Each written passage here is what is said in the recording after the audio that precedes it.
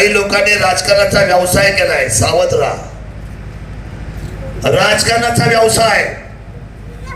काही लोकांना मुद्दामून नगराध्यक्ष पदाला अपक्ष उभं केलंय, मुद्दामून. का? तर शिवधनुष्यबाणाचा पराभव व्हायला पाहिजे. बघा, यावर्षी लोकसभा झाली. एका बाजूला शिवाजी आढळराव पाटील उभे होते. कुठल्या चिन्हावर?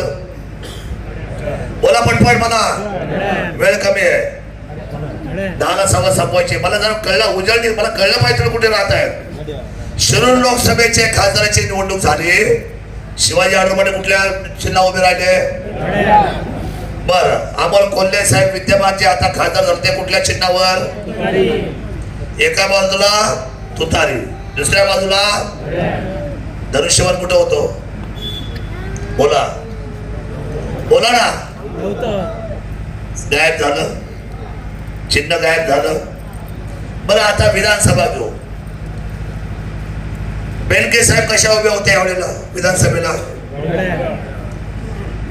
आणि संतोषी दादा शेरकर कुठं होतो? धनुष्यबाण. तुम्ही कशावर उभे होता? होतं का धनुष्यबाण? होतं का?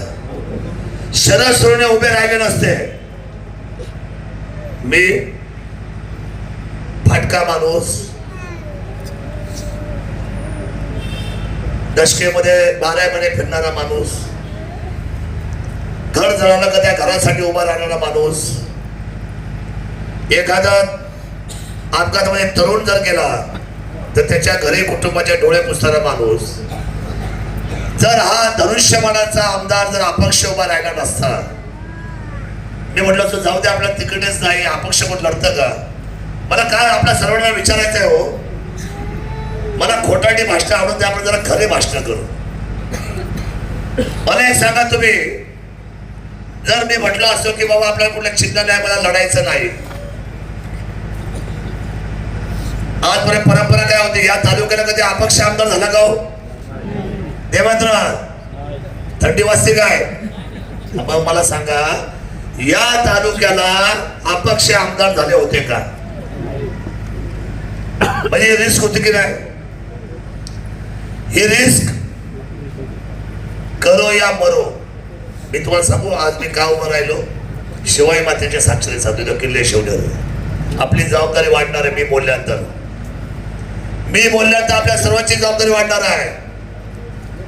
शिवाई मातेच्या देवीच्या मी पदस्पर्शना, मी चरणाला स्पर्श करून सांगतो, लोकसभेला धनुष्यबाण नाही, विधानसभेला धनुष्यबाण नाही. 50 वर्ष इथे हिंदुत्व सम्राट बाळासाहेब दिला धनुष्यबाण. 50 वर्ष इथं निवडणुका लढतोय की नाही? लढतोय की नाही?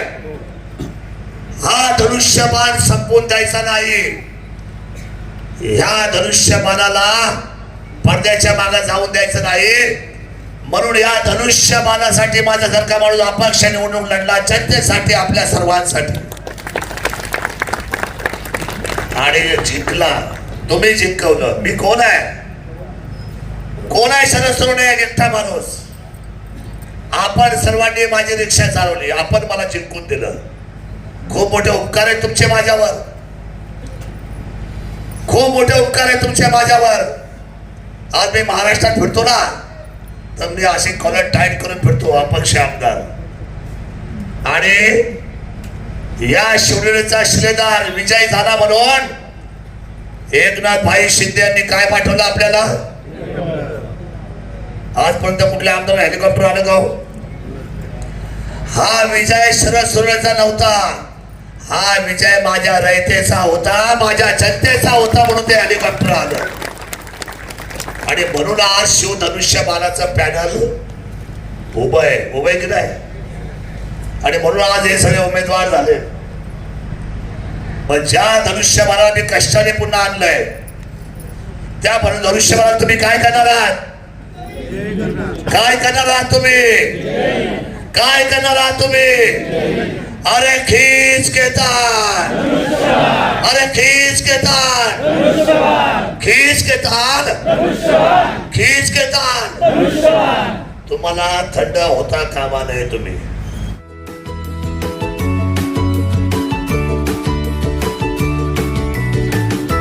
बातम्या शेतीच्या, बातम्या मातीच्या,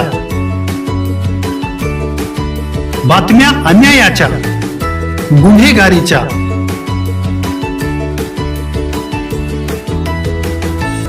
राजकारणाच्या आणि समाजकारणाच्या, शोषणाविरुद्ध बुलंद आवाज, जनसामान्यांच्या हुंकाराची गाज, सत्कार्याला प्रोत्साहन,